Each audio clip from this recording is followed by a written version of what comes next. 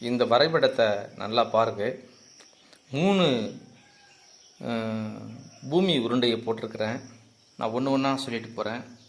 இது முதல் பூமி உருண்டை, இது 2வது பூமி உருண்டை, இது 3வது பூமி உருண்டை. இந்த முதல் பூமி உருண்டை 90 டிகிரி சென்டிகிரேட்டில் சுற்றிக்கிட்டு இருந்ததா வேத ஆராய்ச்சியாளர்கள் சொல்லுகிறாங்க. இப்போ அதிக காலம் சுற்றி இருக்குது. நம்பர் 1, பூமியின் முந்தைய நிலை, பூமியின் அச்சுங்க. இது வேதாகமத்தில் ஒரு வார்த்தை எழுதப்பட்டிருக்கு.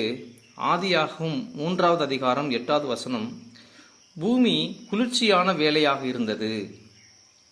பூமியின் குளிர்ச்சியான வேலை. எப்போதுமே பூமி ஏசி மாதிரி குளிர்ச்சியாக இருந்ததுன்னு சொல்கிறாங்க. இதை இளவேநீர் காலம் என்று சொல்கிறாங்க. இளவேநீர் காலம், இது இளவேநீர் காலம். அப்படி 2வது இடத்துக்கு வந்தீங்கன்னா, 2வது பூமி இப்போ இடைநிலை 23.5 டிகிரியில் சுற்றிக்கிட்டு இருக்கு அப்படின்னு சொல்கிறாங்க. இதை நம்ம பார்க்கும்போது பூமியின் இடைநிலை, இது பூமியினுடைய அச்சு. இது நம்ம வாசிக்க போகிற வசனம் ஆதியாகமம் 8வது அதிகாரம் 22வது வசனத்தில் 4 காலங்களை குறித்து பேசப்பட்டிருக்கிறது. கோடை காலம், சீதள காலம், உஷ்ண காலம், மாரி காலம். இப்போ நம்ம பூமியில் என்னென்ன காலம் நடந்துகிட்டு இருக்கு? கோடை காலம், குளிர்காலம், இளவேநீர் காலம், மாரி காலம். அப்போ 4 காலம். இதுக்கு முன்னாடி இதை பற்றி சொல்லப்படலைங்க. அப்போ இது இடைநிலை. இப்போதைய நிலை என்ன? பூமி இப்போ 2 நாளைக்கு முன்னாடி விஞ்ஞானிங்க சொல்லியிருக்கிறாங்க, பூமியினுடைய அச்சு தான் இருந்த இடத்துலேருந்து இன்னும் சாய்ந்திருக்கு அப்படின்னு சொல்கிறாங்க. எவ்வளோ சாய்ந்ததுன்னு தெரியல, ஒருவேளை இருக்கலாம். ஆனால் இது நம்ம பார்க்கும்போது 2 பேதுரு 3வது அதிகாரம் 7வது வசனம் சொல்லுது, இந்த பூமி அக்கினிக்கிரையாக வைக்கப்பட்டிருக்கிறது.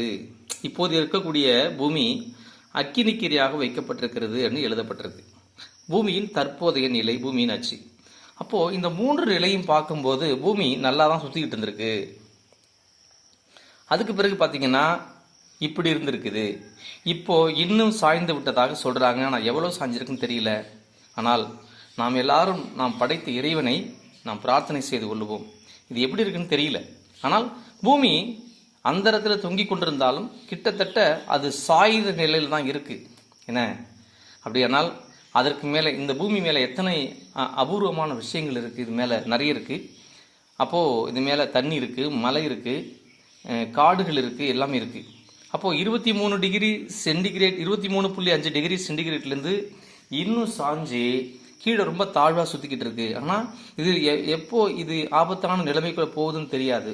நாம் எல்லாரும் நம்முடைய கடவுளை பிரார்த்தனை செய்து கொள்ளுவோம். நம்முடைய பிள்ளைகளுக்காக, நம்முடைய சந்ததிகளுக்காக நாம் பிரார்த்தனை செய்து கொள்ளுவோம்.